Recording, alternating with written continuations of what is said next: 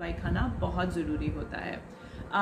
कौन लोग हैं जिनका हो सकता है ब्लड प्रेशर ठीक हो जाए? मेरे कुछ पेशेंट्स हैं जिन्होंने 30-35 किलो वज़न लूज़ किया तो उनका ब्लड प्रेशर नॉर्मल वो हो गया। वाक़या आप बताइए। हाँ जी, और उनका ब्लड प्रेशर की टैबलेट्स पे मैंने कम कर दी या बिल्कुल ख़त्म कर दी, या किसी ने जो है बहुत ड्रास्टिक तरीके से जो है और कुछ चीज़ें की। लेकिन फॉर मोस्ट पीपल एक दफ़ा अगर आपको ब्लड प्रेशर डेवलप हो गया है तो आपको लाइफ टाइम के लिए ब्लड प्रेशर मेडिकेशंस खानी हैं।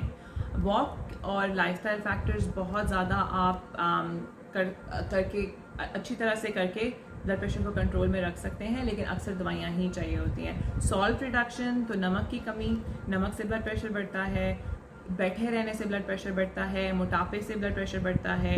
एक कंडीशन होता है स्लीप एपनिया, जिसमें आपका सांस आपको रात को ठीक नहीं आता।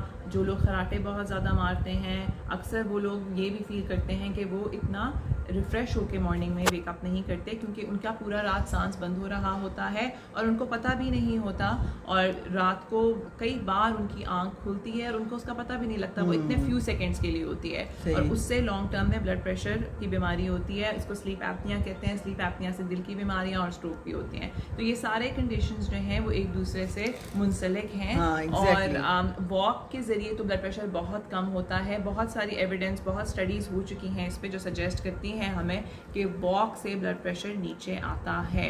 इसका ये मतलब नहीं है कि आप दवाइयाँ छोड़ दें कि बस मैं वॉक कर रहा हूँ। ब्लड प्रेशर पे आपने नज़र रखनी है, उस पर डिपेंड करेगा कि आप दवाई छोड़ सकते हैं कि नहीं छोड़ सकते। और आपको दिन में 2-3 दफ़ा ब्लड प्रेशर चेक करना चाहिए अगर आपने दवाई छोड़ी हुई है, कि आपका ब्लड प्रेशर चल क्या रहा है। ये नहीं है कि लोगों को अक्सर ये होता है कि जी सर में दर्द हुई तो उन्होंने ब्लड प्रेशर चेक किया और ब्लड प्रेशर हाई निकल आया और फिर उससे पता चला उनको कि ब्लड प्रेशर हाई है तो जी उस दिन उन्होंने गोली खा ली। बिल्कुल ये गलत तरीका है। आप अपने साथ बहुत ज़्यादा ज्यादती कर रहे हैं। और शुगर लेवल्स भी चेक करते रहना चाहिए। जी, शुगर लेवल्स भी बहुत रूटीन में चेक करने चाहिए। ये नहीं है कि जी एक दफ़ा आपको शुगर हो गई, आपने दवाइयाँ स्टार्ट कर दी तो अब आप चेक ही करना छोड़ दें। आपको पता ही नहीं है कि आपकी शुगर क्या कर रही है अगर आप चेक नहीं कर रहे। तो ज़ैनब, किसी को अगर शुगर है उसको नहीं पता, कोई सिम्टम्स ऐसे हैं वो जो कहते हैं मुंह खुश्क हो गया है या यूरिन ज़्यादा आता है, कोई और कौन से सिम्टम्स ऐसी अलामात हो सकती हैं।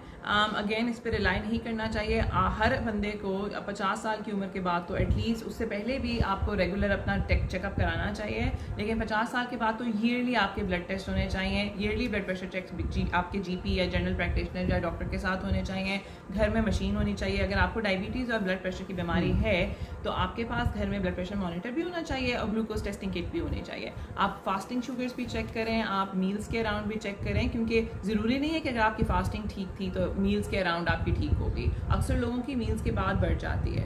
तो बहुत ज़रूरी है कि आप चेक करेंगे तो आपको पता लगेगा। कई दफ़ा अलामात तब आती हैं जब बहुत